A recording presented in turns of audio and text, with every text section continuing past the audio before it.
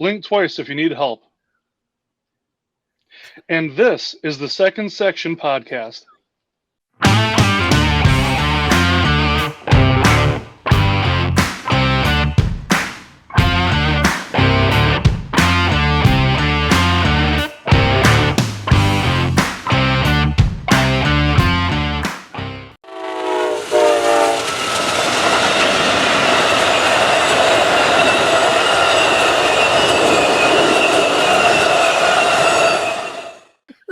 This is fun.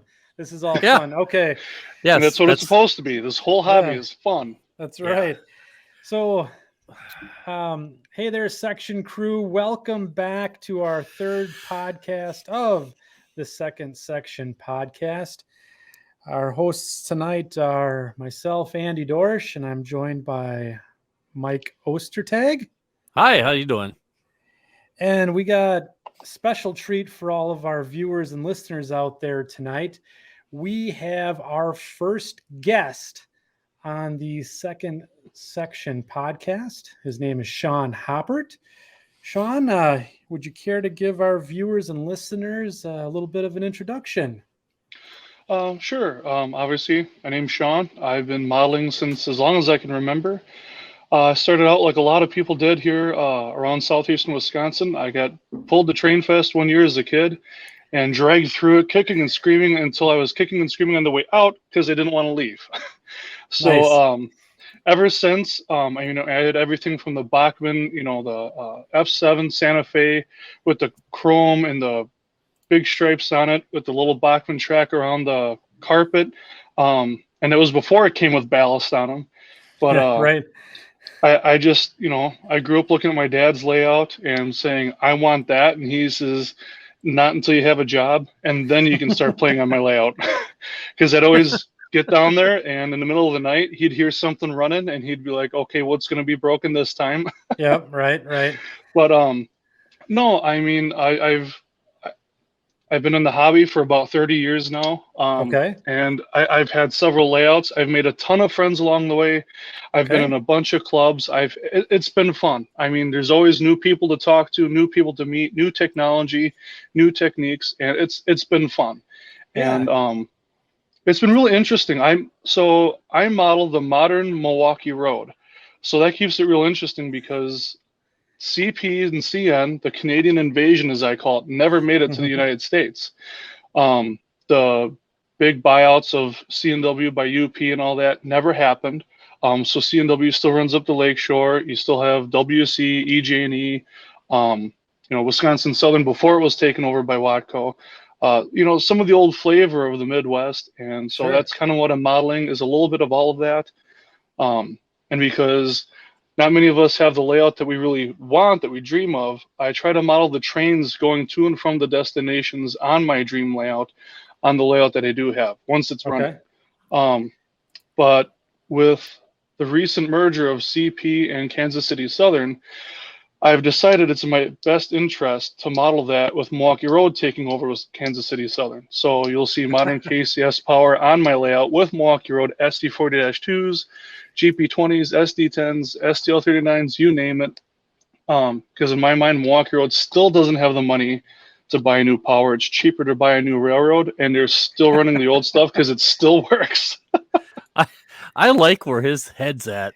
That's fantastic. I mean, it kind of speaks to, I know Mike and I are in the proto freelance lane, and but you're taking a different spin on it altogether. You're basically erasing the past 40 some years of history, and just saying this, 1980 is today. Yeah, that's fantastic. So you must have a pretty diverse, I guess, shed full of locomotives then. I do. I'm actually going through and cataloging everything, so I don't even have a number to give you. But I've got everything. I've got. Yeah, it's fun. But I've got everything from SD70 Max for Kansas City Southern. I've got the you name it. If it was made in Milwaukee Road, as a fantasy scheme for the Fallen Flags. I've got it. So I've got the Intermountain Gevos. I've got the AC 4400s from Athearn. I've even got the AEM 7s from Atlas, and I've got the Broadway Limited P4 or P5, their electric that they did. Not that would be running, but the AEM 7s I figure will be running with the Little Joes that I've got up in the mountains, and they would be handling the passenger service since they get a little higher speed. The Joes would be doing the freight. And in true Milwaukee fashion, all the track is just going to be awful. Good. Just the way we like it. So is it safe to say that the Milwaukee Road is your favorite out of all the railroads out there? Yes. Although I can't say it's always been that way. When I was younger, before college, I had a huge love and a lot of affection for the Santa Fe, the Silver Streak, you know, the bonnets and everything. Just the passenger service. It blew my mind seeing some of the videos, and there was more stuff available in the market in the early to kind of dating myself here, but up before 2008, there was much more Santa Fe to be had than there was Milwaukee Road at the time. The only thing from Milwaukee Road readily available was the Hiawatha sets from Walthers. And so I must have had 50 diesels and 150 passenger cars from Walthers and Hiawatha and River Rossi for the Santa Fe. And I remember at that time, Intermountain was releasing the El Capitan cars, which were just way out of my price league. But after college, I came home, I got my mind right, and I switched to Milwaukee Road. There's more stuff available. MTH was doing the electrics. Fox Valley had the Atlantic out. It was a great time to be a Milwaukee Road modeler. And, you know, thanks to Scale Trains bringing the SDL 39, which is something a lot of us have waited for, I think that it's still a great time to be a Milwaukee Road modeler. So it's safe to say, Shawn, that so multi-scale sounds like you collect or just, I mean, you do not discriminate based on brand name from the sound of it. So sounds like you are a true blue, very enthusiastic model railroader. And I am. Yeah, with tonight's main topic being manufacturers in the hobby, I think you're the absolute right guest to have on to share some of those thoughts. So we're gonna keep thank you for the introduction, Shawn. Thanks for having me on. Yeah, of course. All right, now get out. That's it. Don't let the door hit you on the way out, and then we'll go from here. Mike, it's our turn. No. Yeah. So in keeping in our 3-episode tradition here, so we have a bit of a script that we like to follow. So the first segment that we're going to do tonight is the what's on your workbench, and then we're going to follow that up with our very popular short line of the show, and then we're going to get into our main topic this evening of manufacturers in the hobby of model railroading. So Shawn, since you're our guest, I'm gonna go ahead and ask you, what have you been working on? What's on your workbench? I guess what isn't on the workbench, I've been doing everything I can with this last 4-day weekend I had for New Year's. My friend Sean McGrath has been a huge help helping me get the bench work together for the layout. I've got a little elevated section that I've been working on, trying to get that leveled out, get a nice smooth gradient coming up and going down, getting the bridges settled in, making sure that trains will run smooth. And right there, we've got my workbench, my actual workbench. Okay. And I'm programming that Walthers FP7 with factory Loc sound. Picked it up at Lombard. And actually, no, that one I got from Tag Trains. I got a bunch of other stuff from Lombard. Right but I've got my computer. Yep. So I've got my computer up. I got a Loc programmer going. And I like futzing around a lot with the CVs and making sure everything works just the way that I want it. It's really important that all my locomotives work together. So when I've got my proto throttle here, I've got 4 throttles. They're all set up the same. So I can grab any engine, any quantity of engines, and they'll all run consistently together. So that guy there, I've got all the lighting set up correctly. To work with the knobs. I've got the momentum set up to match the rest of my engines. The only thing I have left to do is adjust the top speed a little bit. And with the new Loc 5 decoders coming out from manufacturers like Rapido, and I didn't even realize that Walters had it in this FP7, but flange squeal is a really cool thing to have. As I found out last night at a friend's, it's not great when you have a high-speed passenger train and it's just screaming down the tracks because the flange squeal does not adjust for speed. Sure. So I adjusted that, so now the flange squeal only comes on when I have the rear dim headlight. I figured the only reason I'm going to have the rear dim headlight on is when I'm switching, so that's a great time to activate that, and I can do all that with the Loc programmer. So I'll go through other models and set them up accordingly. That's a great idea. That's a fantastic idea. Yeah, you're Don't tell anyone I had that. You are we have a thinking man on our hands here, Andy. We do have a thinking man. We'll have to maybe have Shawn be a consultant for the Second Section podcast here for prototypical operations of your model railroad, or even just getting your decoders to sound real nice. So did I miss it? Did you mention, are you like exclusively putting ESU into your locomotives then, or are you kind of just playing around with whatever comes with it, or so that's a loaded question at the moment. I've got a lot of stuff I bought, and that's on pre-order with Tsunami 2, and that is only Athearn Genesis stuff. I bought 4 engines recently, a DTNI GP40-2 for interchanging with the modern DTNI, which actually there's a gentleman on Facebook and on Instagram, and I think TikTok who does the modern DTNI, and it's awesome. If you guys haven't checked it out, definitely do. I'm interchanging with him, and then I bought 3 Kansas City Southern SD70 Max that I put Loc sound in. Now, I've never installed sound on an engine, so this was kind of fun. Wasn't as bad as I thought it would be, but if I can get something and put Loc sound in it comfortably on my own, I will. If I can buy something with the latest and greatest Loc sound in it, I will.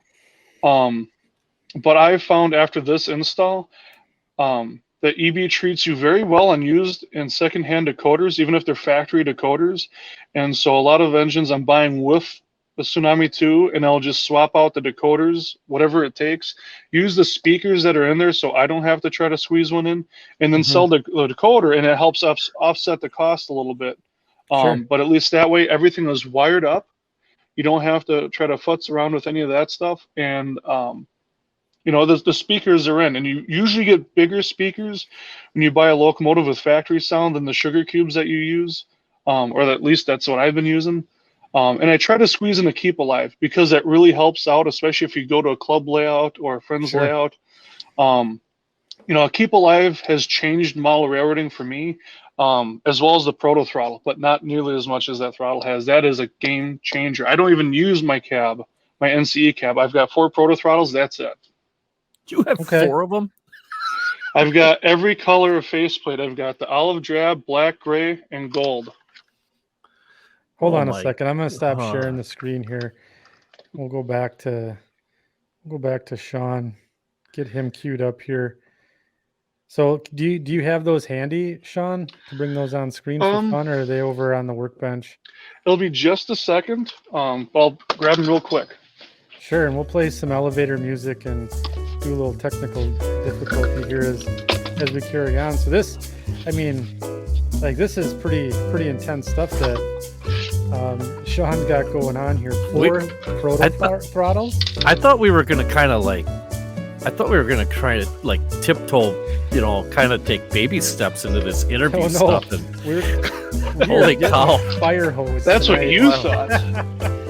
Jeez. You guys should know, if I'm on the podcast, things probably aren't going to go according to whatever you had the idea for. No. We're still on script. We are totally on. We are totally. Yeah, it's more of you and less of us right now. I think is a good thing. That's what people want to hear. The ratings from the last show tell us everything. All right.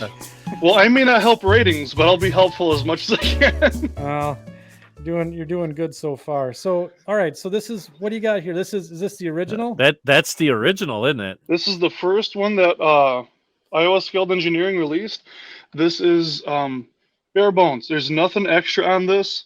It's very simple, and this is the first throttle I set up. I've probably made 5 major changes as to how the functions are activated. Sure. And instead of the lanyard, I use this. I get went to Farm and Fleet to the hardware section, and I hang it off my belt loop, and it works way better for me Really? because I can just leave it hang on my hip. Yep. And then if I lean over the layout, it's not banging against the layout. I've had that Sure. happen a couple of times. I haven't broken it or scratched it up, but you don't want to break one of these handles off because I don't want to dive into this thing and try to fix it. But every throttle I get after this, I sync up to this guy. So all the functions are activated exactly the same. And then all you have to do after that is make sure all your locomotives work with this throttle, and they'll work with every other throttle you've got. Problem is because it's not an NMRA standard or any kind of standard, every layout, every throttle may be set up differently for the individual's needs. And that's the way it should be. But if I go to a friend's layout, like my friend Lee, who's got the UPSF joint line, I'll take this there. I'm probably not running his proto throttle programmed locomotives. I'll be running mine. Sure. I had a great time when we went there. They're actually, him and Steven were actually the guys that got me into the proto throttle to begin with. And Really? it's just been so much fun that I had to go ahead and get number 2 when that came out. Okay.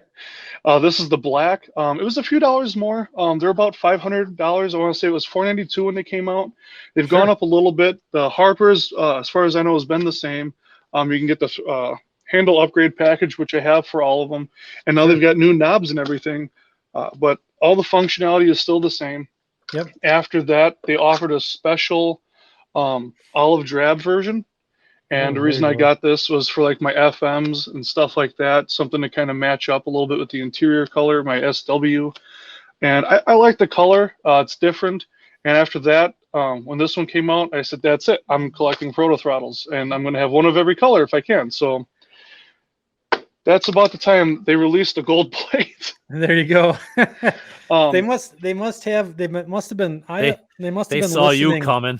They must have been listening to your phone when you were talking or something like that. You know, that's how they get you. Now, Shawn, I will say this much: not to outdo your 4, but I will trump your 4 with my 1. Oh, you got something special done to it? Oh, you've got the knobs. And la-ti-da. And on top of that, hold on. I also have put Mike on the big screen here. Okay, on top of that, look at my auxiliary sys by After Bright. Yep. I have the auxiliary because I don't run ditch lights. And you know what? I love that. When they said they were doing it, the only reason I didn't is because I have enough modern stuff not to, but the auxiliary lights is beautiful because you can make that a beacon, you can make that interior lighting, you can do that for all kinds of things. So that's a beautiful, when they did that, I knew it would do well, and I'm glad that it did it. I'm glad you got one because not everyone needs ditch lights. Yeah, I'm kind of one of the, I help beta test some of the stuff with these guys, and so Michael Peterson actually said, because I was in St. Louis doing some stuff with them at their booth. And who's Michael Peterson? Michael Peterson is one of the designers and design engineers and owners of Iowa Scale Engineering. Yeah. Along with Scott Thornton and, oh God, why do I always forget the other guy's name? Sorry, guys. But just for our viewers and listeners out there, Iowa Scaled Engineering and the Proto Throttle are not sponsors of this podcast. They are not. Should be noted. They could be. They are not. Could be. And any opinion is just that, an opinion of those out here, of the folks on the podcast. But I will say, I got to play with one at the St. Louis RPM, and they are truly fantastic item. I wish oh, wait a minute. Here it is. It's the knobs and everything I got are from Scotty's Model Shop, which is Scott Thornton's. Scott Thornton, little 3D printing business that he's got, and he makes these custom knobs that are like first generation or closer to the right light knobs, and the neat little reverser handle with the little detail like on a it and square everything. peg there. Yeah, so they do a really, really good job, and they're always doing things to try to improve upon this. And there's 2 or 3 of us that are actually real real railroaders that are part of the kind of the beta test guys. We were the ones that were all kind of like, I don't know if you know, but now you can do air tests in this thing. And that was like a long time. Yeah, that was like a long time, a lot of discussion back and forth as to how things went. So then I have you to blame for this guy. I forgot about the timer on this. You're welcome. And I was at a friend's layout operating this for the first time. I had just gotten it in the mail. I was so happy. I was throw some batteries in it, went up to a friend's layout, and we're talking. Because, that's what people do. They talk when they run trains. Well, when you've got a 45-second timeout, less than a minute later, your train's in the emergency brake, and now you're holding up the main on a crossover, and you don't pay attention. So it would be kind of nice if there was an alarm on here, an audible alarm. I just ended up moving the timer back. But I'll eventually put this on the port. But I mean, it is so cool. You can sit there, you can do the air test and all that. It is awesome. It's more than I need. I don't get that far into it, but the day that I do, when I've got more time for this stuff, I probably will. And I just want to say, everyone who's been a part of this project, little bit, lot of it, whatever your part's been or your role's been, thank you. Because when I got back into trains a few years ago, I sold my Charger, and the first thing I bought was a proto throttle. And now I've gone this far, and I'm way more into this than I would have been without it. So I want to thank you, Scott Thornton, everyone affiliated with it, because it's made the hobby what it is for me. And it wouldn't be the same without it at this point, at least not for myself. It adds a lot of time. It adds a lot of time, especially if you're doing switching. It actually makes it a little bit more. You're not just flipping back and forth. You actually have to take the time to, wait for the throttle to let you do the next step. So and that's really helpful. So that's especially on small layouts. Well, that was a big thing. I wanted to get my port running on my layout, and just so I could run this. And what would be 5 minutes with the Athearn, with Tsunami and my little hammerhead throttle is 15-20 minutes with this guy. Letting it rev up, getting the flange squeal, stopping, throwing the switches, doing all that stuff. It makes a small layout feel twice as big easily, and they're worth every penny. The beautiful thing I think is that helps again, the most not on sponsored. It is nope, not sponsored. But the big thing is like, be. but the best thing about it is it won't let you change direction until you physically stop. You have to physically stop in order to change direction. Is there like a built-in inertia that it picks up on? How does that work?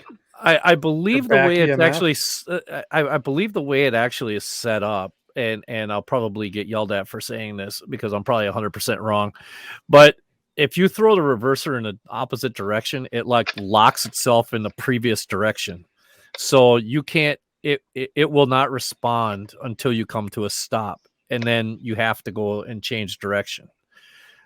So you can't just go and throw the throttle into a different direction. Oh, wow. So like, for example, I'm on the complete other end of the tactile spectrum, right? So I have the ESU set up, and I'm basically touching buttons and doing my toggles that way. And once I can basically just hit the reverse button, and then the train will, eventually come to a stop. Here, you actually have to wait for the mechanicals to catch up to the decoder almost, right? Mm-hmm. And then send it the other way. So that's really an interesting, I guess, piece. So I guess my last question for Shawn on what's on the workbench. So we've talked about the proto throttle a little bit, and I think we're going to talk about it a little later in the show. But so give us an idea, like setting up one of these throttles. You have 4 of them. How long does it Yeah. take you to get it to that sweet spot where you like it? Is it a one and done? Like, okay, I'm just going to come down, jam this out, or are you constantly tweaking it and then like tweaking your baseline unit there, and then propagating that out to the rest of the units that you have there, the rest of the throttles? How's that work out? So I haven't done too much to play with changing how the throttle reacts and operates. Sure. Basically everything's been the same. Once I changed what these little buttons here do. You can change these to latching or momentary, so it'll only work if you press it, or if it's latching, you'll press it once, it holds it until you release it again. And I think you can do up to 1 through 28 for functions on either of these buttons. I've got mine to 4 or 5 for dynamic brakes, and then DPU lighting. Sure. So as far as programming the throttle, it takes 3 to 5 minutes. I'll just set them down next to each other and go one knob, one button, one function at a time, and get it set up just the way the original one is. This one never gets modified unless I decide to do a major conversion. Sure. I'll mess around with any of the others because that's the gray one is my template. That is what I know everything will work on. That is, So that's my commandment. So you're telling me it's not too difficult then. For a first timer, I got off the phone with a person actually on the way home from work who's having trouble setting up his first proto throttle and locomotive. It is not the easiest thing. If you want to be able to go to and run just a DCC engine with sound out of the box with this, you can do it, but you have to set it up accordingly. So I have mine set up. So when I have, let's just turn everything off here. When I have this guy set to front right, that's F0. So now, whatever engine I'm running, as long as it's got the cab number, I can pull it up with this, and I can still operate the speed and everything. Sure. Just like any other engine would. And then I have to program this stuff in, and I have it all memorized where everything goes. Like the front headlight is still 0. I just take out the direction, so that way when I'm programming the decoder, F0 is the main headlight on bright, whatever direction you're going, whether you're moving or not. And then after that, F11 is the rear headlight, 12 and 13 are dim. So it's like there's a little bit of a, I guess, a learning curve or some sort of translation to take those DCC functions and map them to your proto throttle, to those mechanical, I guess, spots on your throttle. Yeah, it's a little bit of work, but it's well worth it. Boy, it takes a little bit more to program an engine, but I made a chart that tells you what buttons on the proto throttle are what, and then what functions and what CVs to change, all of that. And so when I get an engine, now I pop it out of the box, put it on, save the original file, because if you screw something up, you want to be able to go back and restart from fresh. But it takes me about 3 minutes now to fully program an engine to my current standards. And if I have a major change, like with this flange squeal, I just started it with the F unit. I'll go back, and in other locomotives, I'll do what I call a project, and that's where I go through every locomotive that's programmed for the proto throttle and edit it so that it matches.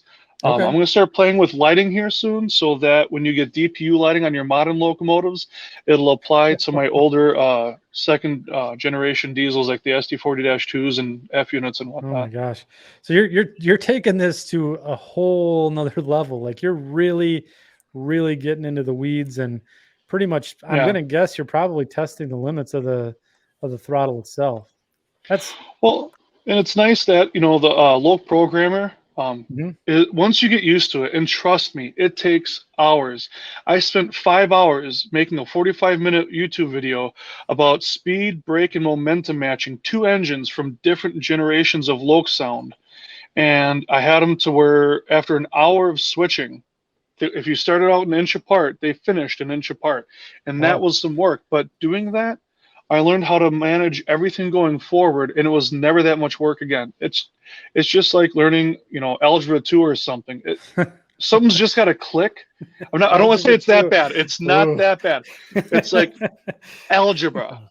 Just you throw in that letter into the equation. Find X. I found it. Yeah. X equals 7 every time. Yeah, On every every time, test, every test I ever took, X equals 7. Bringing math into it. So that, Shawn, this, I mean, we're getting a little long in the tooth on what's on your workbench, but I wanted to let us roll here on that. So, and I did see that you're working on your layout as well.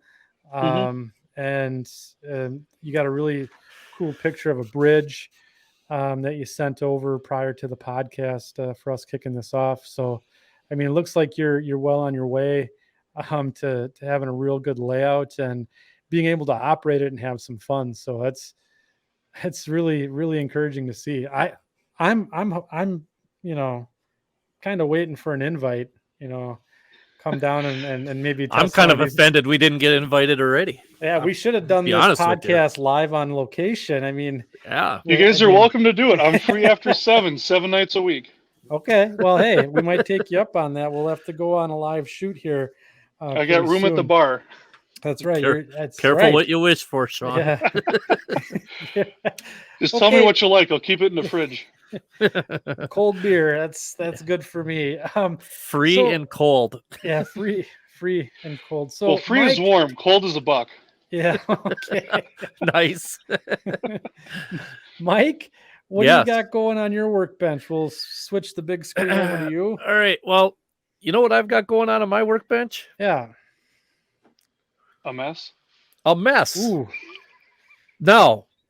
You still got about 3 inches of modeling space there. I think you're still good. If I move this can, I get about 3.5. Oh, what happened? I have decided to reorganize. Okay. So I took all my stuff off my pegboards. I took all my stuff off of my out of a bunch of bins that I had. And I'm just gonna move my camera because this is a professional operation. This is shaky hand cam footage here, folks. Well, no, there's one of the pegboards. This was filled with tractors and internet cables and all sorts of stuff. Now it's got basically locomotive and freight car project parts, on it. So and as you can see, I still have quite a bit of blank pegboard here that I can do stuff with, and some empty, whatever you want to call those things. I went and I cleaned up my engine project shelf. So now it's all my projects and all my locomotive are in one spot instead of like 4 different spots and unorganized. Sure. On the very top shelf that I have up there, which this light is in the way, that used to be all sorts of kits. And now those 2 boxes, the brown boxes, are now, there are kits in there, but they are like multiple. There's like 2 bay covered hoppers in one, and then 63-foot bulkhead flat laser cut kits. And then I have a pair of F7AB from Shulk from S Helper Services there. And then I decided to, instead of having all my styrene thrown into a drawer, I put it all back on pegs again and back on pegboards. So now I have all my strip styrene and shapes and things like that right there.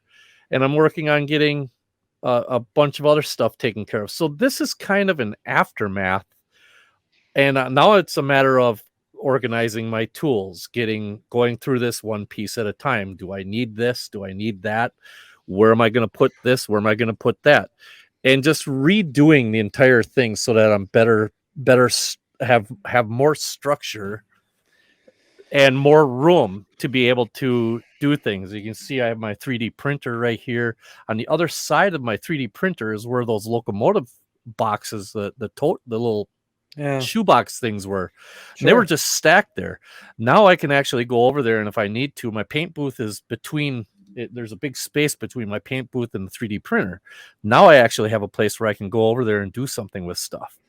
Yeah. So, sometimes what's on your workbench doesn't have to be a project. It can be a disaster if it's organized chaos, and that is exactly what this is. It is a disaster, but it, in the long run, it'll actually work out better for me, and it'll give me more opportunities. Not only that, but I'm finding all sorts of stuff that I forgot I even bought. Yeah, right. That's how it goes. Yeah, right. So, Just hope. oh, Go and ahead. even like back here, I organized these, that shelving and everything. I found all my books. I have my bookcase off to my side here is all organized. I'm getting my entire shop, just reorganizing my Sure. entire shop. And so that's actually what's on my workbench, because I in order for me to move forward with that engine house project, I needed to do this. Sure. So it was just so that's it. That's what's on my workbench. Your A mess. Your workbench is on your workbench. Okay. You're So I will. I'll take you up. I actually did get a little bit of modeling done over the holiday break here. So we are recording this in the first week of January here. So after our big Christmas barrage show. And the first project that I mentioned in the last podcast was the U33C, the former Milwaukee Road unit. So I went ahead and started doing the photo etch for the radiator on the inside on the top of the shell, and then the radiator screens as well. That's cool.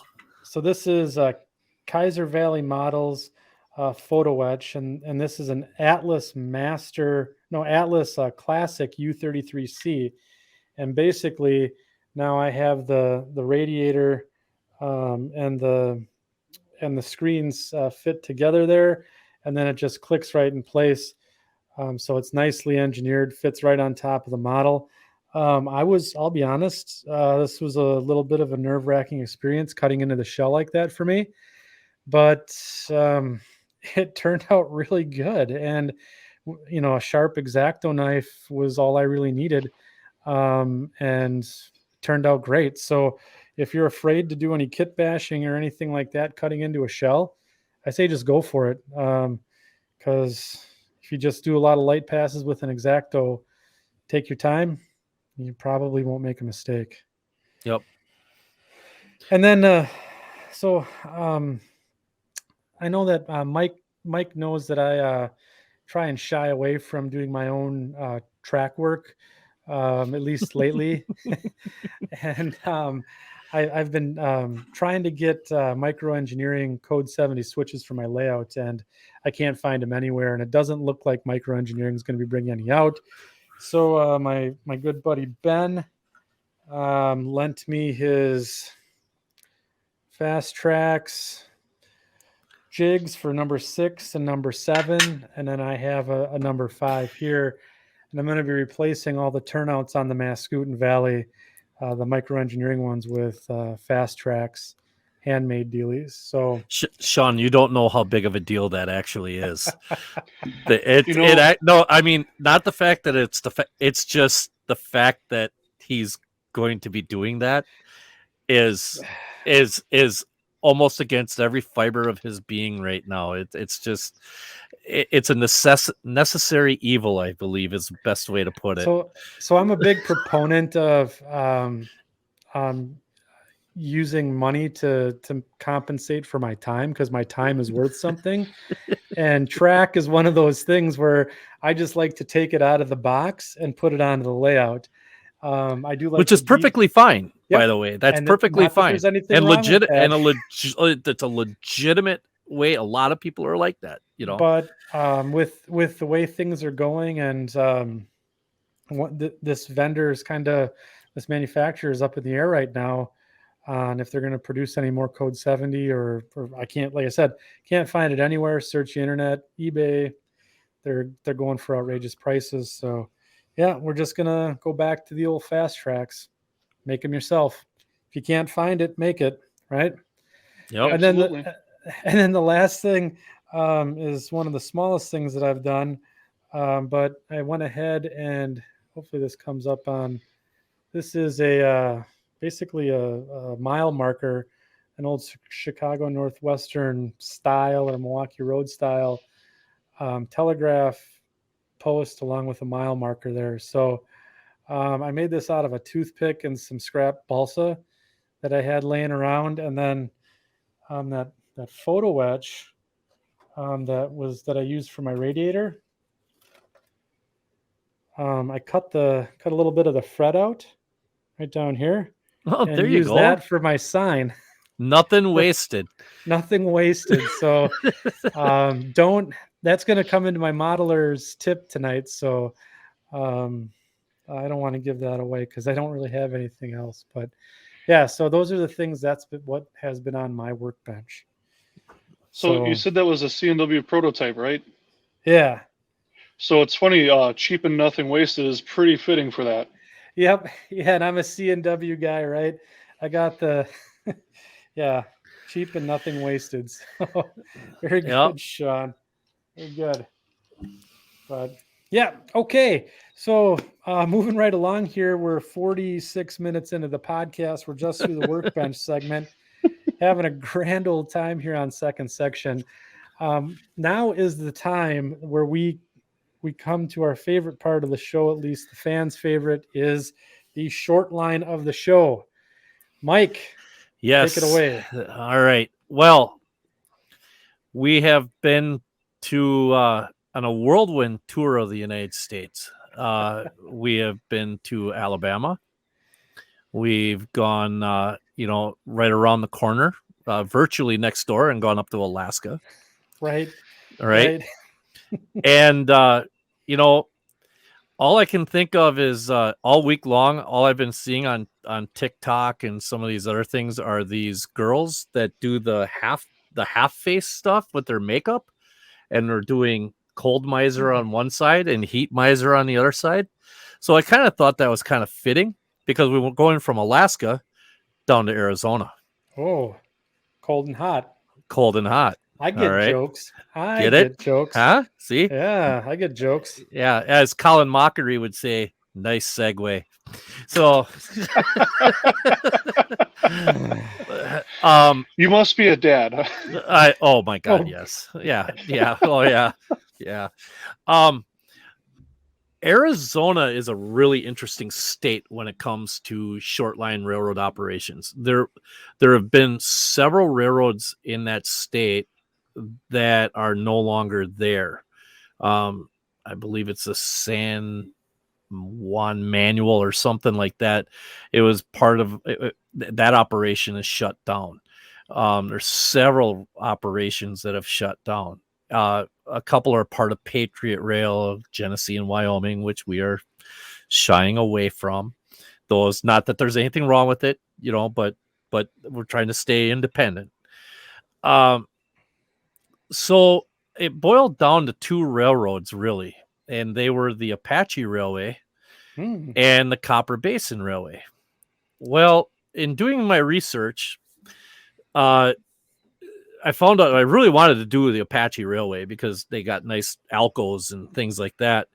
But I found out that they no longer really run from what I can tell, they no longer really run as a regular railroad. They do more car storage and clean out and things of that nature. Their major customers shut down their paper mill, and I believe it was called Snowflake, Arizona. Fitting, believe it or not. It literally, that's the Snowflake, Arizona, and it was a paper mill there, and they shut down in 2012. So ever since then, if you want to go Apache Railway, iconic Arizona railroad. But I decided to go with the Copper Basin Railway. And part of the reason why, and I'll see if I can pull up, part of the reason why is, I suppose it would help if I shared my screen, wouldn't it? It would. Yeah, let's do that first. I'll do that. Here, part of the reason is it's a 53-mile railroad, but it's a railroad with tunnels in the middle of the desert, which, now I've never seen pictures of these tunnels yet. But the one here is 630 feet long. That's not exactly, short. It's not super long, but a Two tunnel's football fields. it's 2 football fields long, right? Wow. Yeah. So the other thing is this railroad used to be owned by Connecticut Copper, who had some really odd looking locomotives with very short fuel tanks, very low or high profile fuel tanks, so that they would be able to for clearance down in the mines and things of that nature. And then they also had Connecticut Copper at one time had their locomotives had higher than normal cabs, so for visibility and things of that nature. That was all sold to a gentleman, and he created Copper Basin Railway. And now they're owned by this. I'm reading it right here, as you guys can see, this Asarco company, who actually owns the mine and the smelter that's on the line. So the whole railroad is basically all part of a big mining process a copper mining process, which is kind of neat. When it comes to power, they have got some crazy cool power. Not exactly the most common locomotives you'd ever see. ST39s, GP39s, GP39-2s. They have a couple of Jeep 40s, some 40-2s, and then they have a handful of GP9s and GP18s. Other than ST39s, the whole railroad is 4-axle. So if you're starting to think about, oh, well, I wonder how I could model this, well, worry no more, because this could turn out, again, we could go into the shelf layout thing. You could actually model with smaller, tighter radiuses to go around your basement, things like that. Or even just a bedroom. Or even a bedroom. And here's some, their paint scheme is really cool, but they have several different variations to it that's over the years. This is a scheme that they've had back in 1994 right here. I would say it's more of a silver gray with a very, very appropriate copper and black striping on it, since it's a copper railroad. I think it's kind of neat that they work the color copper into their paint scheme. But yet it's simple. It's not overly difficult. The whole engine is gray, except for some striping that you have, and that can be done with decals or done with if you're talented enough. I am not this talented yet, or maybe never will be. Maybe never will be, to be able to paint these on. It just an amazing paint scheme. Oh, there you go. Matter of fact, there's coming out of one of the tunnels there. Yeah. So, which, I mean, just look at the scenery on this. It's just, people forget when they think of beautiful scenery. A lot of times they think about, well, it's got to be trees, it's got to be green, it's got to be the desert can be gorgeous. It can be absolutely breathtaking. It's barren. It's desolate. But it is beautiful. And I think trying to model a railroad like this would really be a departure from normal for somebody that really wants to kind of do an outside the box type of thing. Cacti there. Look at that. Yeah, cacti. And then look, now think about this. We've talked in the past about doing photo backdrops. Think about going out and look at that bluff or that butte or bluff, whatever you want to call it, back in the background there with like the clouds. Yeah, it's just, it really sets the tone. Here's one of the old Connecticut Copper units. By the way, here you see it has the fuel tank is about a 1.5 foot off above normal location where the bottom is, and the nose, if you see the nose here, it's a little higher than what you would normally have. And it's just a beautiful railroad. They have some very interesting freight cars, because it is a mining operation. The cars are designed specifically for the operation that they have, similar to what ore cars are. I mean, ore cars are designed for the old ore docks and things of that nature. So, modeling your freight equipment might be a little difficult, but I'm sure that with like Shawn, I believe, said earlier in the podcast, with the advent of 3D printing, these things, they're not that big. You could probably pump out a handful of those things and not have any problem. Here's one of their different paint schemes right here. And believe it or not, this is an old DM&E unit. And instead of painting the whole thing, they just took the red stripe and followed the DM&E yellow stripe and painted the whole thing gray. It works. It does work. It does work. It absolutely works. And then like this, the unit right behind it has a gyro light on it. I mean, so I believe that might be one of the SD39. Yep, that's one of the SD39s. And here's one of the SD39s before they got it painted up. So it's like for their former Southern Pacific. Yes. Unit there. Yep, absolutely. And so this podcast, Short Line of the Railroad, is the Copper Basin Railway. Then it runs from Magma, Arizona. I can't make these names up. Magma, Arizona to Winkleman, Arizona, a total of 53.7 miles. And it is a really cool railroad. It's got, if you want to try doing your hand at something different out and do some desert modeling, take a look at these guys, because it's a different type of operation. It's, like you said, Andy, it could be perfect for a bedroom layout, or a small basement shelf layout. It could be, you could do whatever you needed to with this thing. And scenery would be cheap. You could probably get away with some sand, using, some finer sifted sand and natural rock. Actually, you could paint up some pieces of stone that you find outside and put those on the layout to match the sand. Yeah. Can I just say real quick? Yeah. I think it's beautiful. Amazing, beautiful, whatever you want to say, with some of these short lines, because especially with modeling it on a budget, I mean, like you just saw Southern Pacific engine with the gyro lights and stuff, because they got rolling stock and locomotives from wherever they could manage to get it from. I think that makes it a little bit easier to model some of them, because like, where are you going to find, those high-rise fuel tanks? We're going to find an engine with that without some serious kit bashing. But some of those GP39s, GP40s, some of those SDs, you could go and find a model of that, paint it, patch it, and run it on that railroad, and you could go find them for $50 to $100. Yeah, there's equipment available. Like I said, the freight cars, the ore cars are a little different. Here's a picture of one of the of a series of 3 ore cars. They look fairly new.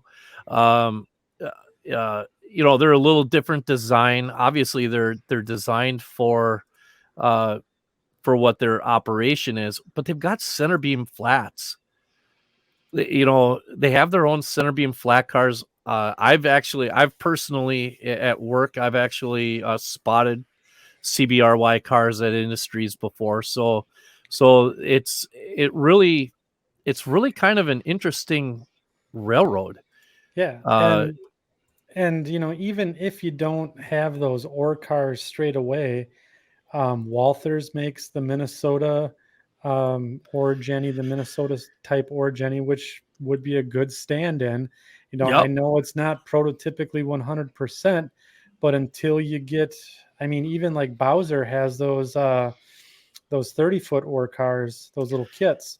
That for like a Conrail, and that would be a good stand-in for the Copper Basin Railway here. Yeah. These are more like theirs are more like a gun. The CBRYs are more like a gun with like some kind of funky side doors on them. It's like a Diffco and Minnesota ore Jenny had a baby, and this is what a Diffco side dump, and this is what you get. That's you get actually kind of a good way of putting it. You get a Copper Basin Railway ore car.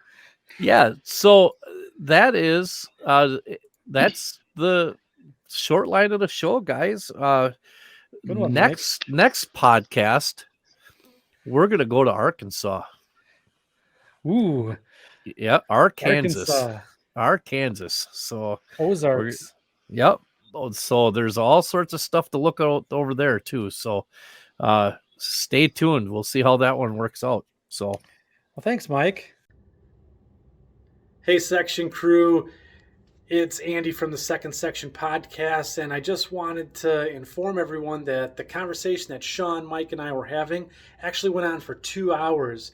So we're going to split the podcast in half, and we're going to pick up the manufacturers in model railroading on part 2, where we'll pick it up with Shawn, Mike, and Andy as we discuss our favorite manufacturers and hold them in the court of opinion, so to speak. So join us next time, and we'll see you then. Bye-bye.